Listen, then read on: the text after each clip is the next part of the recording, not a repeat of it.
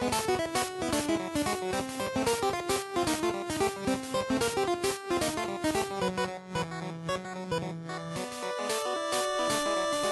again, everybody, and welcome to another episode of Fun and Games Podcast. I'm Jeff Moonen. And I'm Matt, a.k.a. Stormageddon. And you're listening to episode 99. And this episode, we are joined by nerdcore rapper Beefy. Beefy, it's so good to have you on the show today. Thank you, guys. I really appreciate you having me on. This has been a goal for me. Beefy and I have spoken a few times on my other podcast, Autographs. I'm a big Beefy fan for a long time now.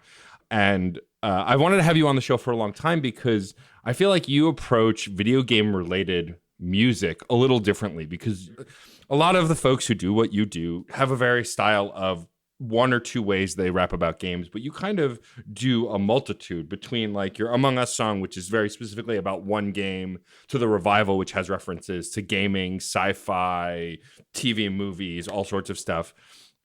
And the first question I really want to ask is, when starting to write hip hop, and especially stuff related to gaming, was the goal always to be as referential as possible? Does it depend on what you're inspired to write? Like, how do you, for example, you're on your newest record, you have a song about Among Us. Obviously, part of that is the fad of Among Us, right? We're all playing it, we're all loving it, and that's a big part of it. Was a song like that like, hey, I want to jump on this trend, or were you truly inspired because you just really like Among Us? Well, I mean, I think Among Us plays a big part of it, and just how fun the game is and the experience that we got. I play a lot with Tanner, and we were playing a lot with Tanner and his friend group there that I'm latching onto as much as I can because they're great people. But when we made it, Tanner, it's one of these situations where Tanner has the idea. Like, Tanner is my longtime collaborator. We make a lot of the beats and all those songs. He made the Among Us beat. And we've been playing it so much that song has no music, and he just got inspired to be like, I'll make some music and we'll throw some of the sound effects onto it and we'll see what we can get. And that's our basic motivator. Tanner will make something cool, and then I'll hear it and be like, that would sound even cooler with raps on it, I think. And then we'll do something like that. So this one was just more the popularity, I guess, of Among Us, or like wanted to jump on that. Like, I heard the beat and I was like, oh, this would be cool if we did X, Y, or Z. Like, hey, I do this thing where I like to lie and I like to be verbose about myself in raps. I'll just do kind of what I do when I'm playing Among Us and just go really over the top with some stuff and just really throw out accusations like one does. And then do the other side where I'm like, if I'm not the bad guy, then if I'm not the imposter, then I am pleading with the world on why I'm not there. So the popularity of it inspires like why we put it on Spotify real quick, or why we might put it out as a single or make a quick YouTube video of it. But the inspiration of actually making the song is like, we were going to make this song anyway, but the fact that we can jump on it while it's still popular and while Tanner was inspired and I happen to be inspired at the same time, that's just when worlds collide. Like, we'll make a song about like the Daredevil show seasons after it's finished, or I made a song about Ender's Game. How long ago did Ender's Game come out? But the book, the book, it was the book. And I think we didn't even reference, I haven't seen the movie. So like, it was just, sometimes you jump on things when they're real hot, and that's difficult and hard. But sometimes it just kind of clicks, and sometimes it's cool. So I think that sometimes like the Among Us rap, things like that, those things, sometimes they just come together. But we didn't jump on it because it's like, oh man, if we do this now, we'll get some eyeballs on it. It's more like Tanner was like, hey, dude, I got these sound effects files that I was able to pull from this thing. And I found this and I made this cool little beat with it. And then I made some raps, and then he adds to it and finishes it up. And then it's just, it's just how we have fun, how you have fun on the internet when you're Beefy and Tanner. Makes sense. You go with because I feel like trying to strike while the iron is hot and, make a real dope track about Flappy Bird. Like, I feel like that's going to feel not genuine. Well, and then you're going to find out that, Mega Ran already put that song out last week. And it's it was really, really good and thoughtful. And you're just like, but he made me care about Flappy Bird. So it's too hard to compete with that. Like, I can't be one of those like, hey man, Gears, whatever just came out, we better do that Gears song. I ain't never played that, and I probably don't intend to, but if you wanted to make a Slay the Spire song, we could probably throw down. months after that's come, years after that's come out or whatever. So, it's just yeah, but people are gonna want that. People are gonna want that. I don't know how I'm gonna do it, but I'm gonna figure it out. That and Hades, I'm gonna make a Hades song, but see, that's popular right now. Ooh. So it just depends on what I'm really feeling at the moment and what Tanner's also feeling at the time, or whoever producer I'm working with. But yeah, it's just about what's and Among Us was so inspiring because we're playing a lot of that, and there's a lot of interaction. There's a lot of storytelling you can do with some of that stuff. Like Hades song, it kind of seems more difficult because that has already fleshed out story. That has so much story already told that you're really only going to be able to do like a book report of like, here's what this game and song is about and the story is. But Among Us, like, it's so nebulous, it's so anything. There's just these core features of it that you're lying, you're killing, you're doing what you got to do.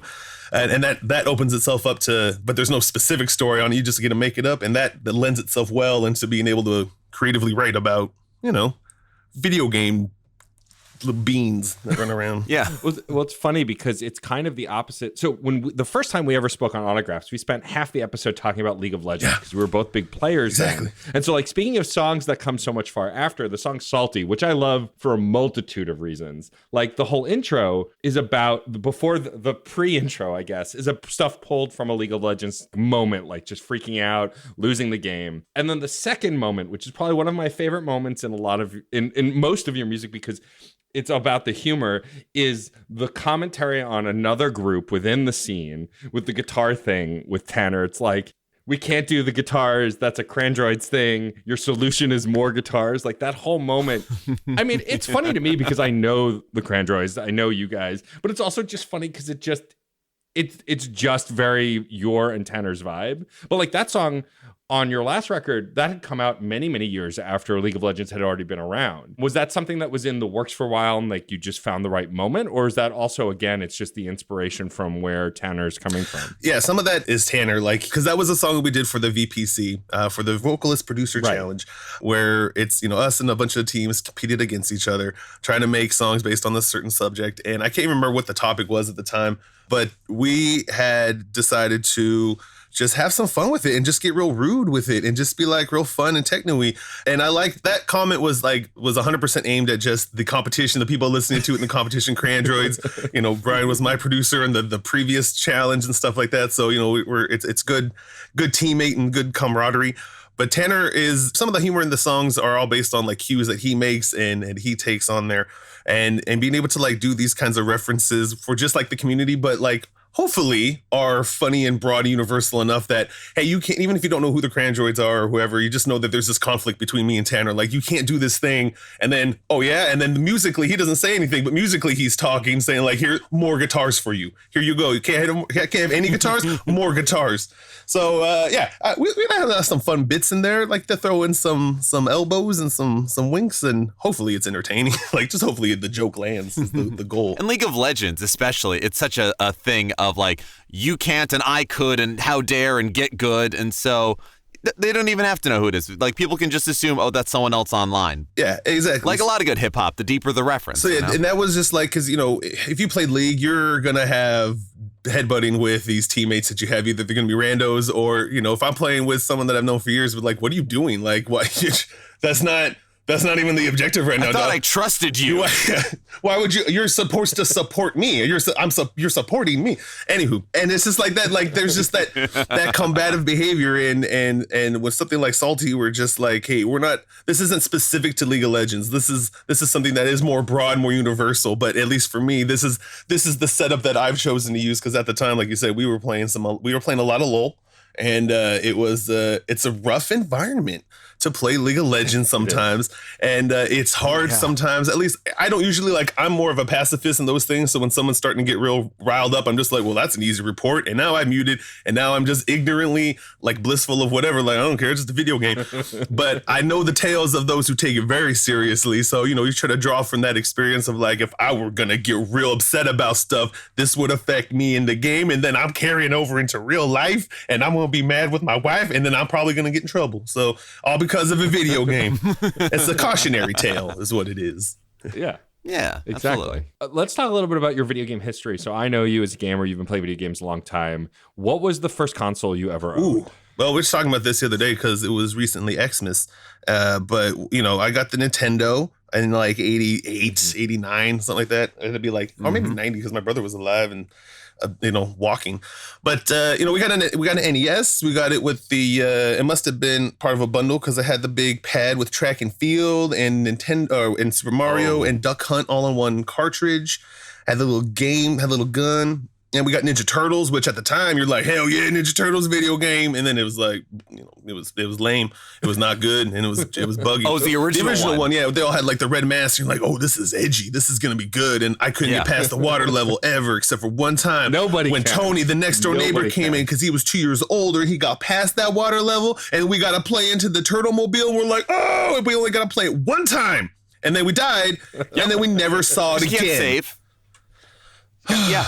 Thanks for bringing up these harsh. I got past the dam as a kid, and I've never done it as an adult. And it is the one, like, I've gone back and played so many retro games where it's like, this used to give me so much trouble. I haven't played it in 20 years. Why is this suddenly so easy? That dam is... If I ever see pink seaweed, I'm just like, oh, this. It is a form of purgatory. I had a friend once who could get past that, but could never get past the end of the game on the Technodrome. And he got up to Shredder and then put the controller down. I'm like, bro, what are you doing? He's like, I can't beat this. I was like, but we're so far. You can't give up now. Spoilers, I didn't know there was a Technodrome in that game because I've never got past the Turtle Mobile. So yeah, exactly. F that game, F that whole situation. But the Nintendo was really dope, and it did open up the world. And we would go. My parents had this friend that had a pool, and he had a Nintendo, so he's doing pretty all right.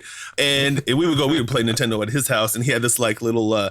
He must have played some arcades in the day because he had this little setup where it was like I never seen that because the first add-on, the first third-party add-on, I think anyway, that I'd ever seen was a little device he placed on top of the Nintendo controller that added like a little joystick functionality and like some wider buttons. And I'd never seen it before, and that's how we played Mario for the first time, and it was bananas. So when we got it, it was almost kind of weirder playing with the other. But, Mario, I'm old enough to be like, that's where I started. That was the game that was popular and out when I was 8 or 7 or however old I was. So I got that general bring up, that's how I played on those ones. Played a lot of sports games growing up, a lot of wrestling games as the years progressed. And, just have some fun with it. And I've avoided some of the classics inadvertently. Like I've never finished a Zelda game. And now it's kind of like almost a point of pride. I was like, I don't know where I'm jumping into with Breath of the Wild. I don't know what's going on. Is this normal? Should it be this quiet and boring, kind of a little bit boring and kind of, that's on me though, maybe. But yeah, there's some things that, I've grown up with a lot of it, but I haven't touched everything yet. Yeah. Well, who has? Who has? Yeah, right. Who has? But Hades, I've been playing a lot of that now, so that's my new world, and I don't care about anything of the past or the future, really. I'm only wanting to complete Hades, and that's the only thing I really care about, except that I got Layla Spire for Christmas from a friend, so now that's all I also care about is beating these roguelike games over and over, apparently. It's a fun time. It's good. It is. That's the history. That's the complete and total history of Beefy gaming. Went from Nintendo, small gap, Hades. Exactly. Yeah. When did you get into online gaming? Because Among Us has been such a big thing like this past year in 2020, but there's either like jumping in around Xbox, doing all that. There's PC gaming, depending upon when it is, or whenever it was in your history. Because I feel like online games, those things are very fertile ground for experiences, for gameplay, for inspiration. That is a good question. That's a good question. I never thought about, like, I remember the first time me and my family got online and like the trials and tribulations of dial-up and accidentally calling someone's house. Oh, yeah. But like, I've never thought to think about, like, when's the first time I actually gamed online?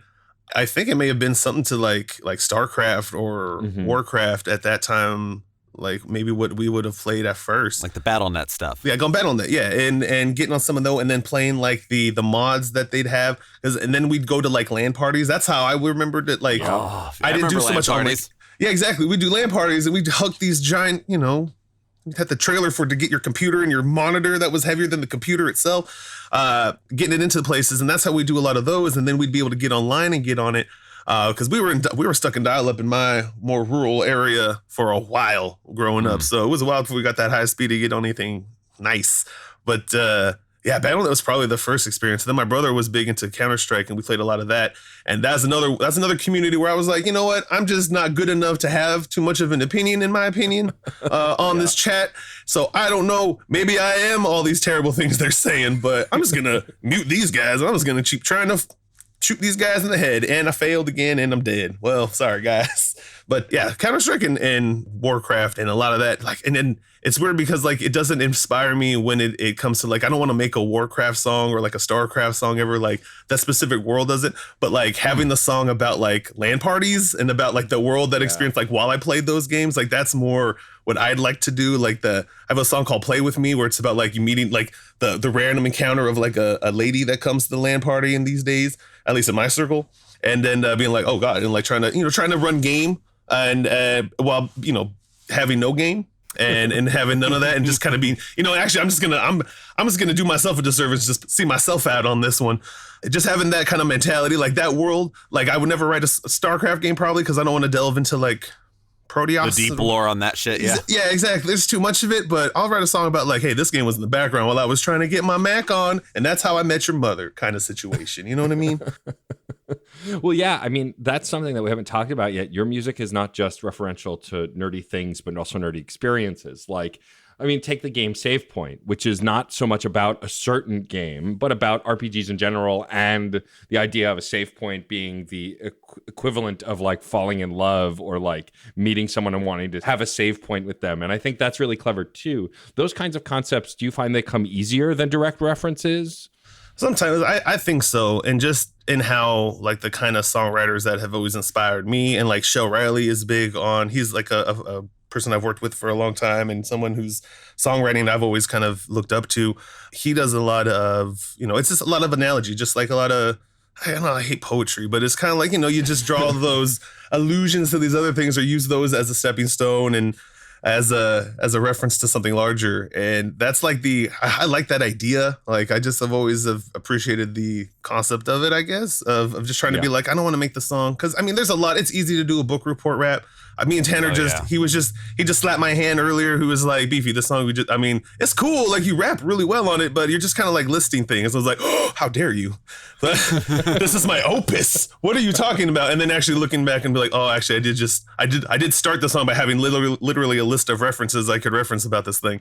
So, maybe we should be more thoughtful and more introspective about it. And it's just easier to do that when you're not making a song about something, but the concept of something, or like how these things represent things and how you feel, or if you can get clever, how these, analogies work to represent other things in the real world.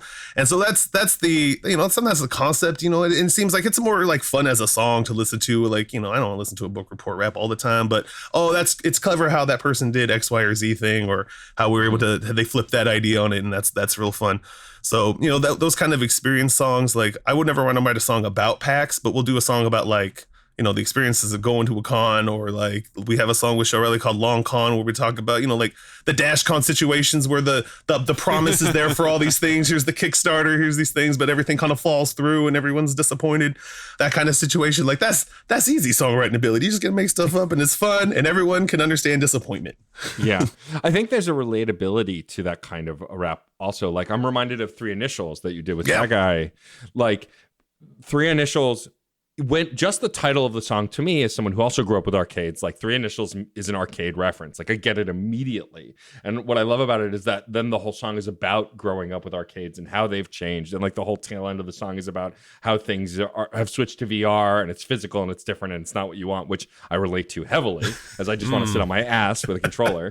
I know it's not for everybody, but that's my preference. But just seeing the title of the song, I knew what it was about. And I think that can be pretty powerful for gamers of a certain generation, like I'm assuming the three of us are. And I think that's really cool that you were able to nail that so easily and then still bring up the arcade experience. I mean, that's ultimately the goal. Like we want to relate. We want to make something that is, I like this song. I like that it's cool. And here's the things that I like, but I hope you dig it too. And if we can put a bow on it and make it something that's easily accessible for you, then we nailed it. But I mean, for that one specifically, Three Initials, I think, if I'm not mistaken, I think that was all Shy Guy. I think Shy Guy wrote the hook for that. And because I had the verses all ready to roll, we had started it as like a demo with someone else. And, things just kind of went through. But I don't waste anything. I reduce, I reuse, and I recycle. And I'm going to use that verse one way or the other. So we repurposed it with the beat from Tanner. And then Shy Guy jumped on the hook, and I'm pretty sure he did the hook with the 3 initials. Like he actually wrote it, and I was like, that is awesome because he's a great songwriter. He's another poet. And just like you mentioned, like he is able to tap into that too, and then like we're able to tell these stories with it. And he immediately like got the gist of the song about how this is how it used to be and how I used to do it, and this is what I grew up with, and here's what kids are growing up with now, and it's not for me, but I'm old now, so that's okay. And that feeling of having that, you feel like you live forever. You got that 3 initials, you're gonna pop up on the board. Like that's awesome. That's awesome. So yeah, I feel like that relatability, at least a certain amount of people, and anyone who's gone to an arcade, like even if you're going to ones now, even as like one of those retro bars or anything like that, or as the kids grow up, they'll rediscover some of these things, or just the idea of being on the leaderboard. That's what all the kids want to do. It's what the LOL kids want to do. They just want to be on the leaderboard. They want to get challenger. They want to rank up. Yeah, the experience is still there. Yeah, it's just the way it's presented has changed. Exactly, and it can't be removed if you just unplug a cabinet anymore or nothing. You know what I mean? Like that will live longer, actually. It's the internet. It's forever now. It's forever. Oh Lord! If anyone told me, if that really sunk in when I was like 17, 18, like I don't know what I would have done. I would not be. Yeah, I don't know if I want the statistics of how many times I put in sex and ass as my 3 initials on like, you know what? I'm not ashamed of the times that I did it, but I think if I like had one of those, Spotify end of the year algorithms go, you did this many times, you know what? I think I might have to rethink a few choices in my life. Oh, I'm really glad that's not like a real life thing. I don't want Spotify year-end statistics for anything else in my life. Yeah, right. Really. I'm not even proud of my Spotify statistics end of the year, let alone anything else. Blue Aprons. What did you eat this year? No, stop that. Stop it. How dare you? No, especially not in 2020. No more. I don't know what that looked like from a bird's eye view in 2020. Yeah. God, no. Talking more about video games and about your gaming and interactions with gaming, like you have 2 adorable children who are awesome and really dope. And they are really dope. And I love seeing photos of them on the internet. But like the oldest is getting old enough to play some games, right? Oh yeah, she's getting old enough to play some games, so she has her own Switch. Mm-hmm. So she's not like, I haven't seen her do any like hardcore gaming. A lot of her stuff is Animal Crossing, because she is just her and her mom. Just it's all about Animal Crossing since pandemic started, and that's been a unique tool to use when she's over, because she's my stepdaughter, so she goes to her dad's house. So when she's not there, they got Animal Crossing, and it's like, oh my god. And then when she's home, The Sims. So The Sims. I was like, baby, you like this dollhouse? Well, check this out. It's a virtual dollhouse. Had I known the Pandora's box I was opening, how like if you wanted to theoretically get every add-on and everything, it was like $700 game or something like that. Man, but she loves that stuff. Yeah. So God bless our PS4, still struggling running that game. And then that's her go-to. Like she loves, it's the virtual dollhouse kind of thing. Like she loves setting that stuff up. She loves doing it. She loves recreating our house, but check it out, this is our house. But what if we had this wall over here? Guys, I'm just thinking we should add a window. Like, all right, dog. Why don't you just be chilling on some of this stuff now? Home ownership is hard, but that kind of stuff, like that's been her primary bag, I think. And it's cool to journey with her, because I played The Sims. I'm no ashamed of it or anything. I know the poison I accidentally brought upon my child, and so it's just cool to be like, oh, and she's like, Beefy, how do you do the code for I'm just so poor, and like, oh, you want them cheats? And she's like, I mean, is there a way that I can get more money? I'm like, baby, there's always a way. Let me bring you to the dark side all the way, baby. Here we go. We're going to be rolling in simoleons. Let's do it. Yeah, that's an era that doesn't really seem to exist anymore. We talked about that recently on another episode, how cheat codes kind of, like our generation, we grew up with cheat codes and Game Genie and stuff. Yeah. But now most games have an easy mode and are more accessible in different ways, which is great. And I appreciate that. Like before, in the olden times, to get that kind of accessibility, you would just need to use cheat codes or hacks. And that just doesn't seem to be the case anymore. For most games, it's just, here, just turn this option. Like Hades even. There's a God mode. Oh, yeah. And if you, like me, I suck at Hades, so I turn that on immediately. And I still suck, but at least now I have a chance. But at least I can progress the story. Right. Like that feels like a cheat code, but it's not. It's ingrained in the game. And I think that's really interesting, that kind of shift in games and how like cheating has just like cheating was viewed as cheating. It's accessibility. And now it's like, no, it's just being accessible, you dumb. Yeah. Yeah, that's just marketing. It's still cheating. They just made everyone cheaters. So I mean, how we dare were all they? cheaters. Like, I don't actually own that large of a home. I'm not actually that kind of an athlete. We're all cheaters at video games. Yeah, it's all lies. We're all lies on top of lies. I'm just opening up more lies to my children. It's good. It's And we're good. all fine with it. Yeah, and we're all fine with it. And we're teaching me the other game we like to play around the house. I mean, beyond like things like Just Dance and stuff. Yeah. Like that's good for the whole family. Goose Game. Oh, yeah. That game brought so many laughs and fun into my home. Yeah, same. Anytime we'd have a visitor, when back in the day when you used to have visitors come to your home. Oh, yeah. I remember that. I you remember. recall visitors. There was a long time ago, deep in the ages. But if you look into the history books, they used to come over. That'd be the game. You're like, oh, hey, we're just gonna throw this control in your hand, have fun hanging out with us. But we're just gonna laugh at all the weird things you do with this goose and how you're gonna acquire that rake. And just like that's one of those things. Like the kids love that stuff, Yeah. and it's like that's as action oriented, I think, as I've seen her play a game. And then the little one, she's trying to play Paper Mario. That's what she's trying. She can't read. Okay. So she's trying real hard, but she's doing her best. Paper Mario and Luigi's Mansioning. She's throwing ghosts around. Nice. She's doing her best. Mom plays a lot more of the game for her so far, but we're working on it. It's this progress. Progress. It's good. Yeah, It's progress. I love that you bring up Goose Game because that, like, my spouse doesn't play a lot of games, but that was one of those games where I bought it on Switch and she was like, oh, what is this? And then she starts watching and then she's starting to tell me what to do. And then she's like, oh, no, go over there, take that thing. And then they added the local multiplayer. And so for Extra Life this past year, which is a fundraiser I do, we played it together on stream, and like we were just both two geese just screwing with this tiny town, and it's just the best. It's Getting to tag team the citizens is like, so I didn't know that was the delight I needed, but oh man. Because one distracts, the other steals. Yeah, it's just such a fun game, and you're right. It's like one of those. It's one of the best backseat games. Like people just can't help themselves. But you gotta try that. Do that thing. Do the thing. Try that over there. We play so the kids are terrified of all things because they're children. But we play. What was it? Is it Hello Neighbor? It's the whole game, right? It's Hello Neighbor.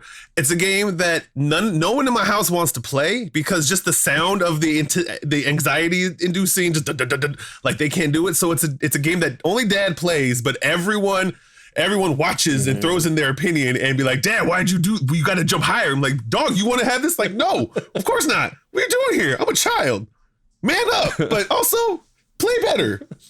So it's one of those things. Like I love that communal gaming, but it's a lot of pressure. A lot of pressure on Dad. Yeah. A lot of pressure. I get it. Yeah, there was like I grew up hating horror games. I was terrified of them, but like I remember me and one of my best friends playing Resident Evil 2 on the PlayStation, and like just sitting together in the dark in his mom's living room, and like every time Mr. X came through a wall, we'd jump 10 feet in the air, but it was less scary because we were together. And like I experienced that recently streaming with Twitch. I played the Dead Space series, which I'd never played. I was always terrified of, but I had it. And like having the Twitch community with me, like as I'm playing and as I get scared and jump, made it more tolerable because you're not alone. And like that kind of communal gaming, you just can't recreate. Like Twitch is the closest I've gotten to it, but there's nothing like the in-person in the room, like everyone, no, don't go that way. No, go that way. No, what are you doing? Like, I love that stuff. It's really like, it's a hard poundy. Like, and it's not like multiplayer game where like, hey, I need you to come over here. Like, it's not, we used to play a lot of Left 4 Dead 2 when that came out like years and years ago. And there's not a lot of like, that's not like that communication. Like, hey, I need you to step up because I'm really carrying my weight, but I need you to, with the health packs immediately. I need pills. It's not like that situation. It's more like, you need to do better, but I ain't touching that game. Like it's it's like when it's my turn, I'll show you how it was done. Don't you worry, but I'm gonna judge you right now. But it's not like passive like that or aggressive like that. It's fun. Like I crave that. I want that interaction. I want everyone to be all up in arms and like shout like like we just like you're all in it together. It's so weird. Like it's such a weird phenomenon that we can do this. Like it's a sporting event, but it's you're trying to run away from a neighbor throwing things at you or whatever, or you're trying to get steal bells and whatnot. So it's just like it's the weirdest feeling, and I love it so much. It's so great to bring in the family, or anyone that's coming to visit. It's a good time. Absolutely. I wonder, you've released music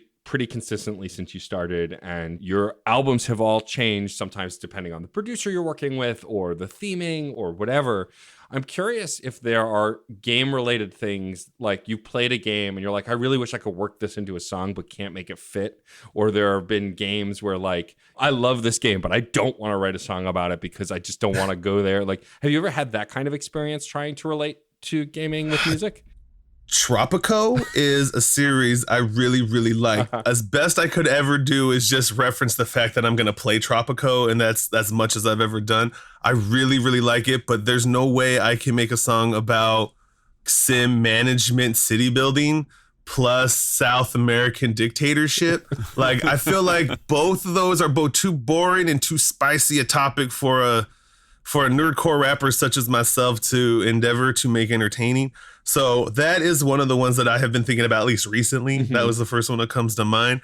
It's just like, I can't, like, I play a lot of, we talked about doing a lot of multiplayer gaming and like a lot of group games, but a lot of my primary gaming seem to be these individual games. Like we talk about Slay the Spire, you know, it's all individual. You're just doing these runs. Same thing with Hades. It's another solo game where we can, you know, you can play with another person, but it's very, you know, there's not a lot the same interaction.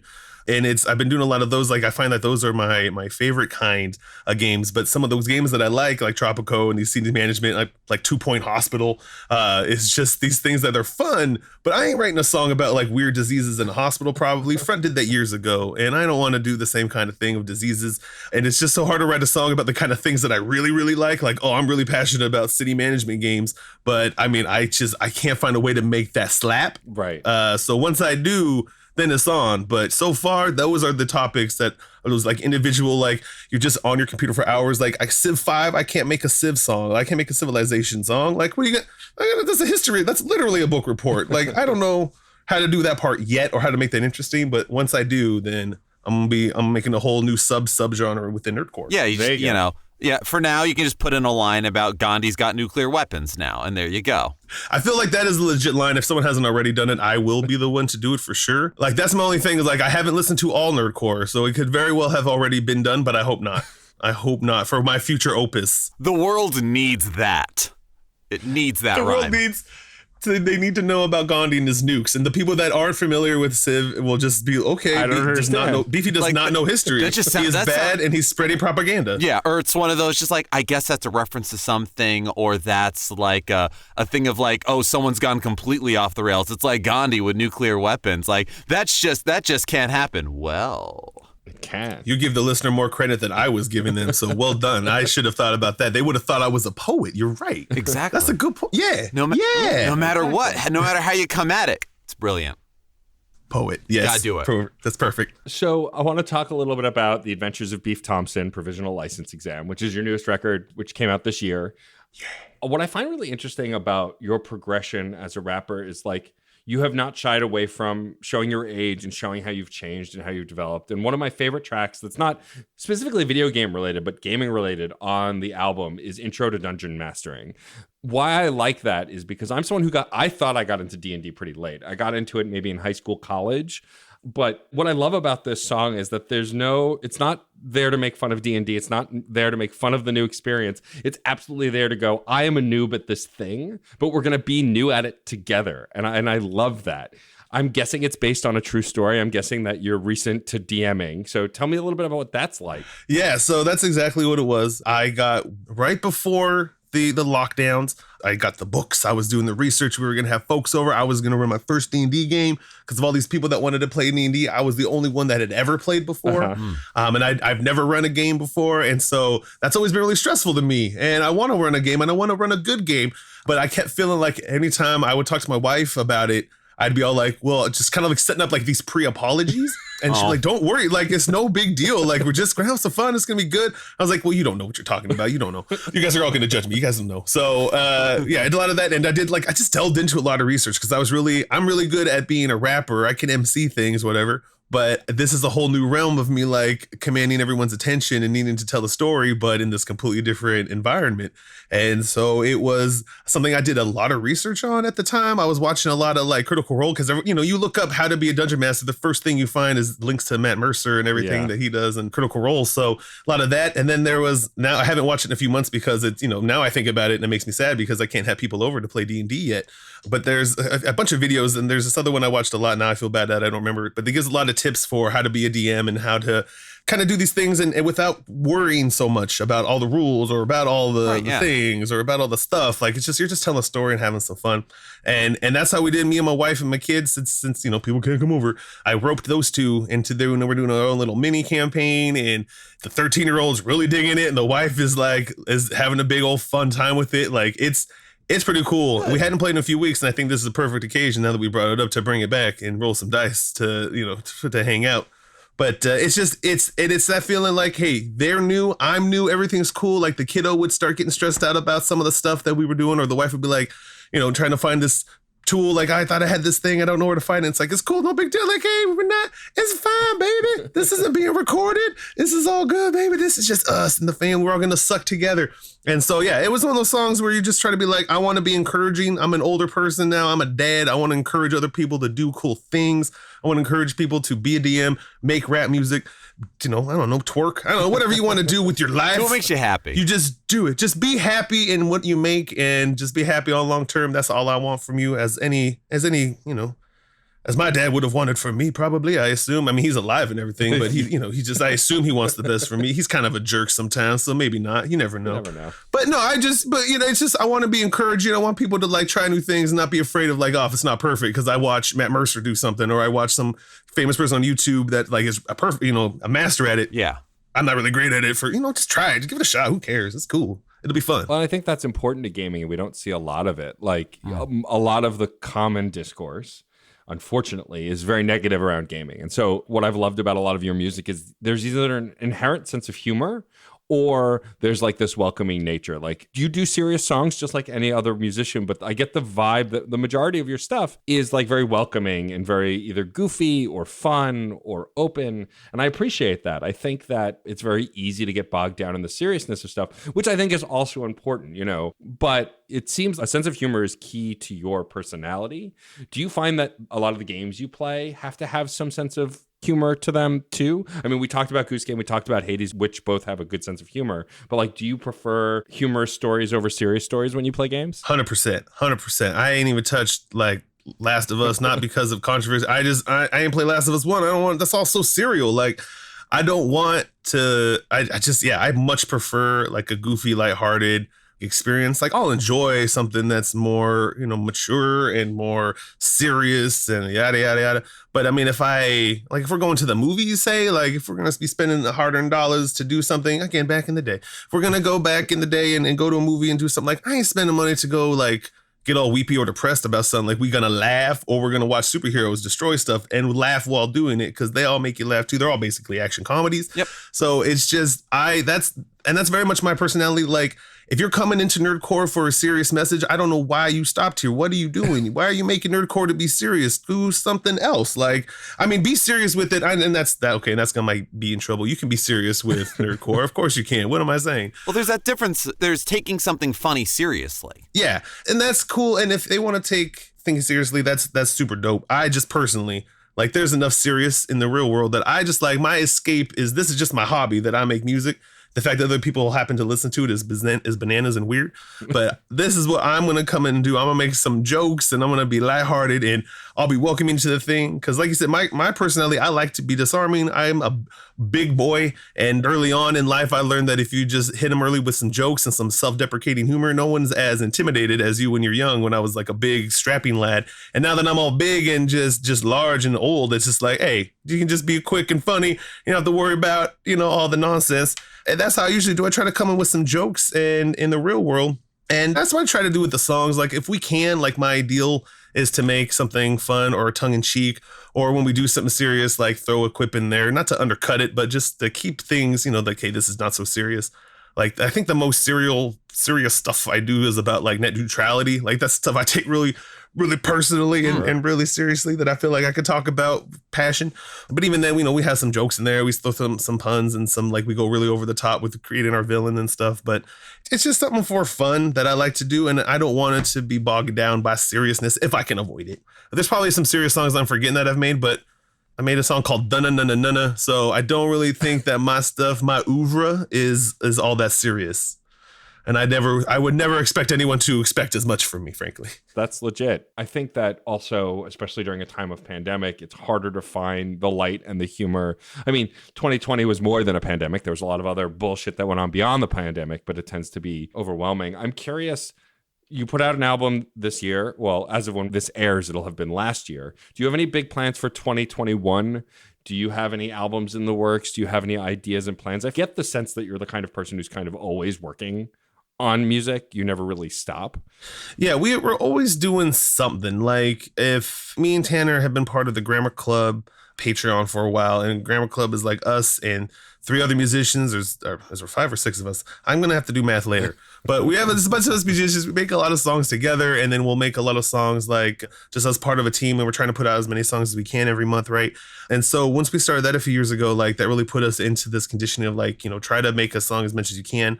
I really like things like the VPC, and Tanner wishes the VPC was like the faster turnaround time. He doesn't think the deadline should be as long as it is. Like, he just wants to crank stuff out because we have a history of just cranking stuff out. And I talked about how I don't like to rewrite things. I will reduce, reuse, recycle. A lot of my takes, so that's the first take. First take is best take, really. It's how I usually come to think about it. And then only until later reflection or after it's already been released, I actually think about what I've written. Oh, you know, I could have probably done that one. Oh, I didn't even think about it like that kind of stuff. But so we're just always working on stuff. We do have some songs coming out. We're working with I do a lot of isolated stuff. Like, me and Tanner, if I just need to rely on Tanner, I know I can rely on Tanner. Mm-hmm. And there's a few other producers I know, like, I know I got, like, they're strong and solid. We don't do a ton of collabs, or if we do, we try to, like, our biggest collab was when we just did, like, everyone all on one song. So we just kind of maintain it for a VPC thing. But we do lots. I'm trying to be more, you know, hey, guys, do you want to do a song with me? I don't know if you want to say yes, but I'm not going to be as afraid of rejection if you say no now. So we're going to work with some new people. We got some stuff we're doing. I'm working with Twill Distill on a song. And cool. Yeah, we're working on stuff, man. We just never stop working. I have a song coming out New Year's Day, I believe. It's New Year's Day with the Jesse Dangerously and MC Lars. So that's going to come out on the Spotify's and stuff. It's not about gaming at all, but it's still fun. That's awesome. And then again, like, we're talking about, you know, new music. I am pushing Tanner. I don't know how to do it yet, but I'm pushing Tanner to make me something Hades related, because I'm going to write the song. Yeah. It's going to get written, even if it's not dope. It's gonna be dope. It's gonna be real dope. Like, I was trying to save face by being like, Beefy doesn't think his own music is dope, but I know this one will be. But so it's that stuff we're always working on. We put out this album. Yep. And usually we're just like, hey, let's make this song, or like, hey, I had this idea, let's try to do it. Or he'll have this list of beats and like, hey, I took this beat you sent me, 20 months ago, and I've done this to it now. But this time we have like this list of ideas we want to work through, and we're just kind of cranking stuff out for fun, because it's more fun to do this now with all the pandemic, and we just have this back and forth and this workflow that really works well for us. So we just got some things we're cranking out. We're asking people about being on the albums and stuff. So we're just gonna have more fun, and in between us playing games, because Tanner is one of the 3 people that really, really, really like Fallout 76. So he is big on 76 right now. And has been, and you know what? I'm proud of him. I'm proud of him for being counterculture, and for seeing through the negativity to get to the core gameplay that he really likes. And I'm proud of him, and I'm proud of him for championing it. Look, as a person who's played the new Marvel's Avengers game since launch through all its issues, I can relate. Nobody is playing that multiplayer, but I tried, and it's still a fun game. Honestly, if you're a fan of single-player stories, the main story before you get to the multiplayer nonsense is really great with Kamala Khan. It's probably one of the better written Marvel stories. But man, that game's broken. It's just not enough there. No, see, that was one of those games I was kind of really excited about, even though it's not about the MCU, and it's like this kind of loosely based thing or whatever, and everyone kind of looks different than what you're used to seeing. But I was like, that should still be dope, right? But I've never played like you guys. Would you say you compared it to Destiny 2, or something like that, or maybe that was the last podcast? Yeah. I've never played that either, so I don't know that grind or that world at all. So when I started seeing that, like, all the multiplayer, when did you get to that point? I was like, well, I don't know. But now it's on sale for like $20 or something like that. So it may be something I can drop a 20 for a single player story, for sure. For sure. That's the method I've always had. It's on the plaque on my wall. You can't see it because of the camera. But I will drop $20 on even a experience on a game. So if you're saying that the single player is good, that's an endorsement enough for me to want to check that out. And you can get through the main story by yourself too. You can play it multiplayer, but you can't get through by yourself. I mean, I know we're friends on Steam, so I know you have a Steam library. I have to assume, like the rest of us, you have an endless library of Steam games that you've never played that you've bought on sale. 100%. I thought I'd be all about playing Red Dead Redemption in these days because it came out on Steam. I bought it. It's on the computer now. I never played it on the Xbox. I was really excited to play it, but then also downloaded Hades come out at the same time. Or at least that's when I got it. And I was like, oh no, sorry, Red Dead. You gotta be, oh no. Oh man, I'm sorry, Red Dead. I played the first one. I got a cool Red Dead song, again, that's a book report rap if I'm not mistaken. So it's a fun song. It's a fun game. I know when I do eventually play it, it's going to be super good. But for some reason, I have to murder everyone in the underworld as Zagreus first. I have to make Dusa love me. I'm going to make out with that snake lady. It's going to happen.